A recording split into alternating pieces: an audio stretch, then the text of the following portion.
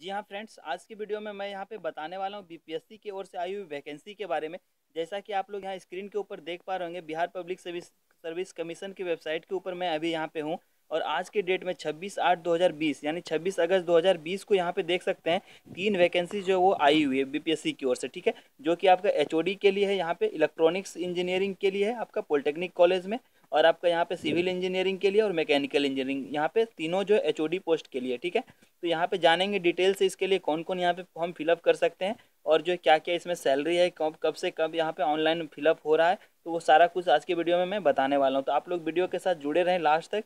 और यदि अभी तक आपने हमारे यूट्यूब चैनल को सब्सक्राइब नहीं किया तो प्लीज़ सब्सक्राइब कर लें, क्योंकि हमारे चैनल पर आपको इस तरह के वीडियोज़ जो वो रेगुलरली देखने के लिए मिलते हैं। बीपीएससी से रिलेटेड जितने भी अभी जॉब आ रहे हैं, आपका असिस्टेंट प्रोफेसर हो, चाहे आपका पॉलिटेक्निक कॉलेज में लेक्चरर हो, या फिर एचओडी हो, प्रिंसिपल हो, सारा कुछ यहाँ पे आपको जो इन्फॉर्मेशन सबसे पहले मिल जाता है। तो चलिए देखते हैं आज का वन बाय वन हम लोग यहाँ पे सारा तीनों वैकेंसी को देखेंगे, ठीक है। तो सबसे पहले यहाँ पे बात कर लेते हैं सबसे पहले सिविल के लिए आई हुई वैकेंसी के बारे में, ठीक है। तो यहाँ पे देखिए, सिविल के लिए जो आपका राजकीय पॉलिटेक्निक, चाहे वो महिला पॉलिटेक्निक हो या फिर आपका जो सामान्य पॉलिटेक्निक हो, दोनों में यहाँ पे जो कुल मिला के 37 जो है आपका, और सैनिक यांत्रिकी मीन्स आपका सिविल के लिए जो यहाँ पे एचओडी के लिए वैकेंसी आई हुई, ठीक है।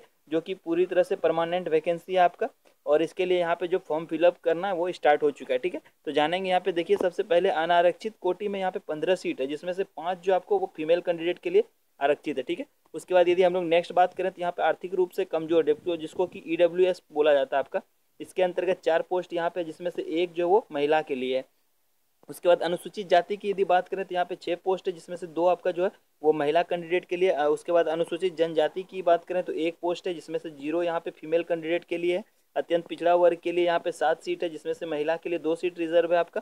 पिछड़ा वर्ग के लिए 3 है, जिसमें से महिला के लिए 1 सीट रिजर्व है, ठीक है। पिछड़े वर्ग की महिलाओं के लिए यहाँ पे 1 सीट है, ओके। उसके मीन्स यानी टोटल हम लोग इसको कंबाइन करें तो 37 पोस्ट पे यहाँ पे वैकेंसी आई हुई है एचओडी के पॉलिटेक्निक कॉलेज और फीमेल पॉलिटेक्निक कॉलेज मिला के, ठीक है। जिसमें से आपका 11 सीट जो वो फीमेल कैंडिडेट के लिए रिजर्व है। उसके बाद यदि हम लोग इसमें नेक्स्ट बात करें यदि वेतन के बारे में, तो यहाँ पे देखिए एक अच्छी खासी वेतन जो यहाँ पे दी जा रही है, करीब 1,31,400 रुपये जो आपको पर मंथ यहाँ पे मिलने वाला है, यदि आपका एचओडी के तौर पे सिलेक्शन हो जाता है तो। अब यदि इसमें जो शैक्षणिक योग्यता, सबसे इंपॉर्टेंट चीज़ जो आपका शैक्षणिक योग्यता, तो चलिए जानते हैं क्या क्या इसके लिए जो आप कौन कौन इसके लिए आवेदन कर सकता है। तो यहाँ पे सबसे पहला देखिए, यदि आपके पास पीएचडी डिग्री है, यदि आपने सिविल इंजीनियरिंग में पीएचडी कर रखा है विथ आपका जो है फर्स्ट क्लास एट बैचलर और मास्टर लेवल, तो आप लोग इसके लिए आवेदन कर सकते हैं।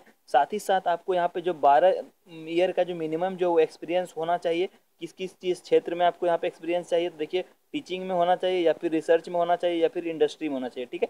Out of which at least 2 year shall be post PhD experience minimum at least level of lecturer selection grade 1, ठीक है।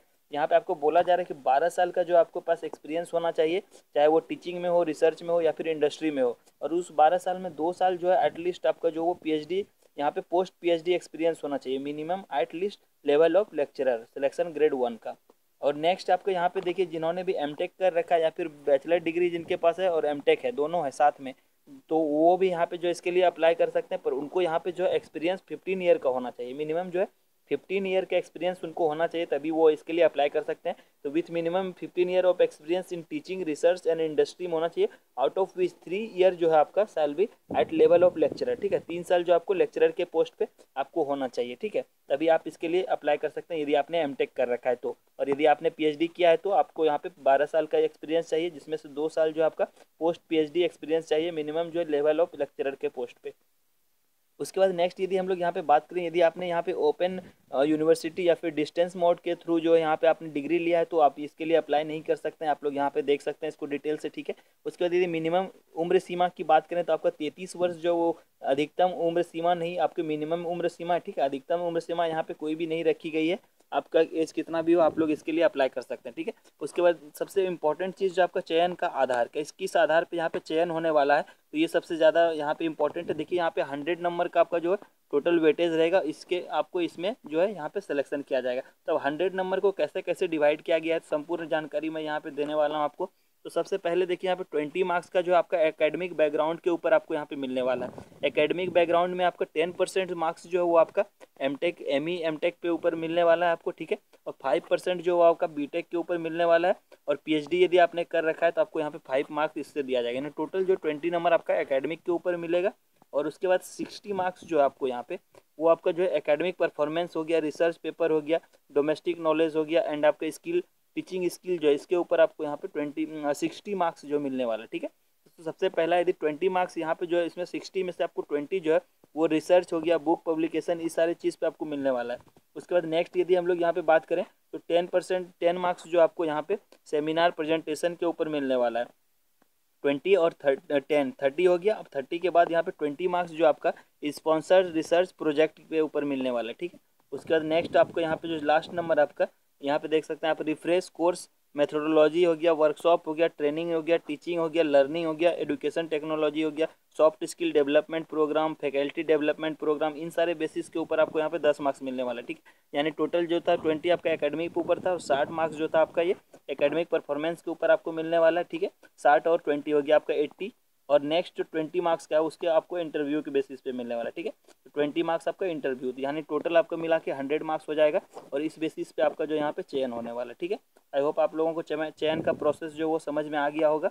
तो चलिए नेक्स्ट अब यहाँ पे कुछ और इम्पोर्टेंट सब चीज़ देख लेते हैं। तो आरक्षण की यदि हम लोग बात करें तो यदि आप लोग बिहार राज्य के मूल निवासी हैं तो ही आपको यहाँ पे आरक्षण मिलने वाला है। और यदि आप किसी खास कैटेगरी से आते हैं जैसे कि ST SC OBC backward class, ये सारे से आप लोग यदि बिलोंग करते हैं तो आपको यहाँ पे जो है आरक्षण मिलने वाला है। इसके लिए आपको जो है यहाँ पे इसका जो है कास्ट सर्टिफिकेट वो शो करना रहेगा, ठीक है। उसके बाद यहाँ पे यदि हम लोग देख लें शुल्क कितना लग रहा है, तो इसको फिलअप करने के लिए शुल्क जो है आपका 100 रुपये यहाँ पे लगेंगे। यदि आप सामान्य वर्ग के अभ्यर्थी हैं या फिर आप लोग अदर स्टेट से बिलोंग करते हैं तो आपको यहाँ पे 100 रुपये दे होंगे। और यदि आप लोग बिहार राज्य के अनुसूचित जनजाति वगैरह जाति जनजाति से आते हैं तो आपको 25 रुपये यहाँ पे देने होंगे। अब बिहार राज्य के अस्थायी निवासी सभी जो भी हैं महिला उम्मीदवार हैं उनको 25 रुपये देने होंगे, ठीक है।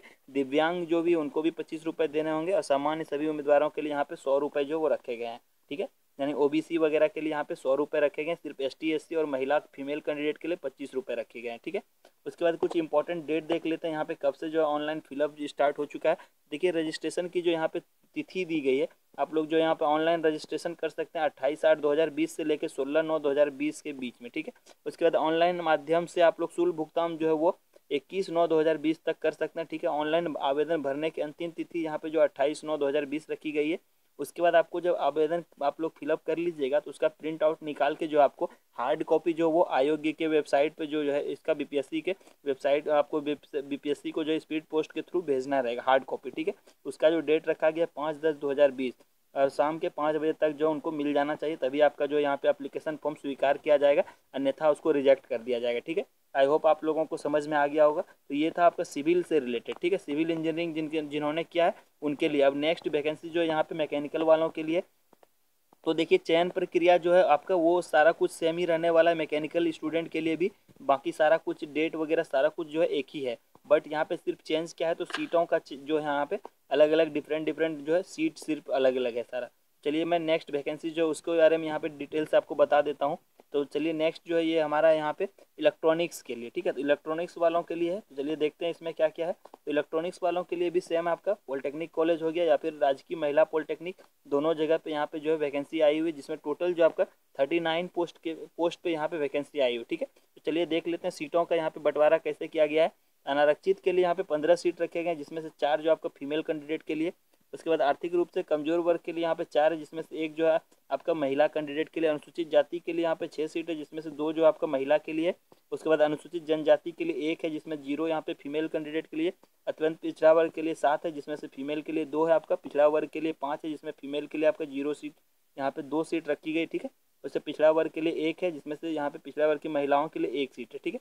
तो कुल मिला के यहाँ पे 39 सीट है आपका जो है टोटल यहाँ पे HOD के लिए इलेक्ट्रॉनिक्स डिपार्टमेंट में आपका, जिसमें से 11 जो है वो फीमेल के लिए रजिस्टर्ड है, ठीक है। अब बाकी सारा चीज़ जो वो सिमिलर ही है आपका, जैसे सिविल में मैंने बताया था वैसा ही है। इस देख सकते हैं आप लोग यहाँ पे सैलरी जो वो सेम है। PhD आपको चाहिए और मिनिमम जो है MTech यहाँ पे डिग्री चाहिए। यदि आपने MTech से कर रखा है तो आपको 15 ईयर का एक्सपीरियंस चाहिए, और यदि आपके पास PhD है तो आप लोग 12 साल का यहाँ पे जो एक्सपीरियंस चाहिए आपको, ठीक है। और न्यूनतम उम्र सीमा वगैरह जो सेम है, देख सकते हैं यहाँ पे 33 साल रखी गई, अधिकतम सीमा कोई भी नहीं है, ठीक है। उसका चयन प्रक्रिया जो है वो सिमिलर है आपका। यहाँ पे भी आपको सेम जो है 100 मार्क्स का वेटेज दिया जाएगा। 100 मार्क्स में आपका जो है 20 60 20 का यहाँ पे डिवाइड किया गया है, ठीक है, सेम चीज़ है। तो चलिए अब नेक्स्ट जो हम लोग मैकेनिकल का देख लेते हैं। यहाँ पे मैं इसको डिटेल में नहीं बताऊँगा क्योंकि वीडियो है बहुत ज़्यादा लंबा हो जाएगा यदि मैं इसको फिर से सारा कुछ बताऊँगा तो चलिए यहाँ पे नेक्स्ट जो हमारा यह मैकेनिकल डिपार्टमेंट वालों के लिए है। तो चलिए देखते हैं मैकेनिकल डिपार्टमेंट में जो यहाँ पे भी आपका सेम जो है राजकीय पॉलिटेक्निक और महिला पॉलिटेक्निक संस्थानों में जो यहाँ पे यांत्रिक एचओडी पोस्ट के लिए यहाँ पे जो मैकेनिकल वालों के लिए वैकेंसी आई हुई है, जिसमें से टोटल यदि हम लोग सीटों की बात करें 37 सीट पे यहाँ पे जो है ऑनलाइन आवेदन जो वो यहाँ पे आमंत्रित किया गया है, ठीक है। जिसमें यदि सीटों का बंटवारा देखें तो अनारक्षित सीट के यहाँ पे टोटल 13 है, जिसमें से आपका 5 जो वो फीमेल के लिए है। आपका आर्थिक रूप से कमजोर वर्ग के लिए यहाँ पे 4 है, जिसमें फीमेल के लिए 1 है। आपका अनुसूचित जाति के लिए यहाँ पे 6 है, जिसमें से फीमेल के लिए 2 है। अनुसूचित जनजाति के लिए 1 है, जिसमें फीमेल कैंडिडेट के लिए 0। अत्यंत पिछड़ा वर्ग के लिए 6 सीट है, जिसमें से फीमेल के लिए 2 है। पिछड़ा वर्ग के लिए आपका 4 है, जिसमें फीमेल के लिए आपका जो 1 सीट है। और यहाँ पे पिछड़े वर्ग की महिलाओं के लिए 1 सीट है। और यहाँ पे महिलाओं के लिए जो इधर आपका जो 30% आरक्षण में 0 है, ठीक। यानी टोटल यदि सीट की बात करें 35 सीट पे आपका मैकेनिकल एचओडी पोस्ट के लिए आई हुई है, जिसमें से 11 सीट जो है वो फीमेल कैंडिडेट के लिए रिजर्व है, ठीक है। उसके बाद यदि वेतन वगैरह देखें तो सिमिलर है आपका। जो यहाँ पे जो आपका सिविल के लिए था वही आपका मैकेनिकल वालों के लिए भी है। 1,31,400 यहाँ पे टोटल है। और आपका यहाँ पे चयन प्रक्रिया वगैरह सारा कुछ सेम होने वाला। शैक्षणिक योग्यता जो है वो सारा कुछ यहाँ पे सेम रहने वाला, ठीक है। यदि आपने एमटेक किया है तो आपको मिनिमम जो 15 ईयर का एक्सपीरियंस चाहिए इसके लिए। और यदि आपने पीएचडी कर रखा है तो आपको 12 साल का एक्सपीरियंस इसके लिए मिनिमम चाहिए, ठीक। और यदि आपने डिस्टेंस मोड ओपन यूनिवर्सिटी वगैरह से डिग्री लिया तो आपको इसके लिए मान्य नहीं होंगे, आप फॉर्म फिलअप नहीं कर सकते हैं। और न्यूनतम उम्र सीमा की बात करें तो 33 वर्ष यहाँ पे रखी गई है। और चयन प्रक्रिया आपका सिमिलर है सिविल से। 100 मार्क्स का यहाँ पे वेटेज दिया जाएगा, जिसको 20 60 और 20 में डिवाइड किया गया। 20 जो आपका एकेडमिक रिकॉर्ड जो एकेडमिक जो मार्क्स है उसके ऊपर दिए जाएंगे। 10% आपका एमटेक के ऊपर मिलेगा। 5% आपका जो बीटेक वालों के लिए मिलेगा। और 10% जो आपको 5 मार्क्स जो है वो पीएचडी के ऊपर मिलने वाला। और यदि आपने रिसर्च वगैरह एकेडमिक के परफॉर्मेंस के ऊपर यहाँ पे 60 मार्क्स है, जो कि मैंने सिविल में बताया था, सिमिलर उसी तरह से यहाँ पे भी इसका डिवाइड किया गया है। और 20 मार्क्स का जो आपका इंटरव्यू होने वाला, ठीक है। आई होप आप लोगों को वीडियो पसंद आया होगा। यदि वीडियो पसंद आया तो प्लीज़ चैनल को जरूर सब्सक्राइब कीजिएगा। और डेट वगैरह जो है सेम है आपका। और यहाँ पे फीस वगैरह जो भी लगेंगे सारा कुछ सेम है, ठीक है। तो वीडियो को जरूर सब्सक्राइब कीजिएगा ज़्यादा से ज़्यादा और अपने फ्रेंड लोगों के साथ शेयर कीजिएगा। और यदि चैनल पे नए हैं तो प्लीज़ चैनल को जरूर सब्सक्राइब कीजिएगा। तो वीडियो देखने के लिए आप लोगों का बहुत बहुत धन्यवाद।